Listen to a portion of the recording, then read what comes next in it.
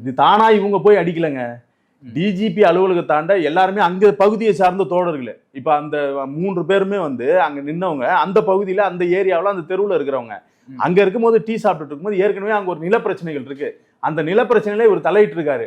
இவர் வந்து அந்த பகுதிக்கு வரும்போது அந்த நில பிரச்சனை வந்து எங்க இவனுங்க கையில போயிட போகுது, அந்த அம்மா வந்து இந்த இவங்க கையில கொடுத்துட்டா நம்மளுக்கு சிக்கலாயிடுமே, நமக்கு வரக்கூடிய அந்த ஆக்கிரமிப்பு பணம் நமக்கு வராம போயிடுமே அப்படின்னு சொல்லிட்டு இவர் என்ன பண்றாரு, தானே வலிந்து போய் தேநீர் கடையில இருக்கிறவங்க கிட்ட தலைவரை பத்தியும் இவங்களே வந்து விமர்சனம் செஞ்சிருக்காரு. திரும்பி வந்து அவதூறு பரப்பியிருக்காப்ல. புரியுதுங்களா இல்லையா? அவங்ககிட்ட கேவலமா பேசும்போது அவன் வந்து என்ன பண்ணா, வெகுண்டுறான். உண்மையிலேயே வந்து அன்னைக்கு நல்ல பல தோழர் இருக்கான் மயிலாப்பூர்ல, அவங்க கையெல்லாம் இவர் மாட்டல.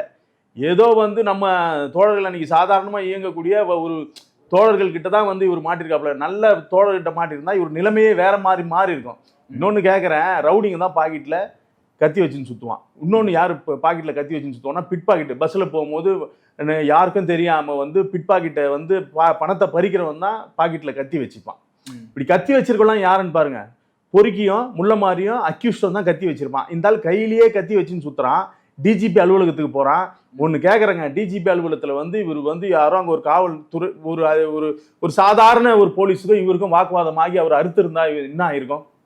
அப்ப எப்படி வந்து இவரை வந்து இன்னைக்கு வந்து கைது பண்ணாம இருக்க முடியும் சொல்லுங்க? கையில வந்து கிட்டத்தட்ட 18 தையல் கிட்ட வந்து நீங்க அறுத்து வச்சிருக்கிற. இதையெல்லாம் யாருமே கேள்வி கேட்கறது இல்லை. ஆனா என்ன பண்றாங்க, இது வந்து நீங்க வந்து ஜனநாயகம் இல்லையா, நீங்க வந்து யாருமே வந்து விமர்சனம் பண்ணக்கூடாதா அப்படின்னு கேள்வி கேட்குறீங்க. கையில கத்தி வச்சுன்னு சுத்துறான் ஒரு பொறுக்கி பையன், அவனை தான் அடிச்சிருக்கோம்.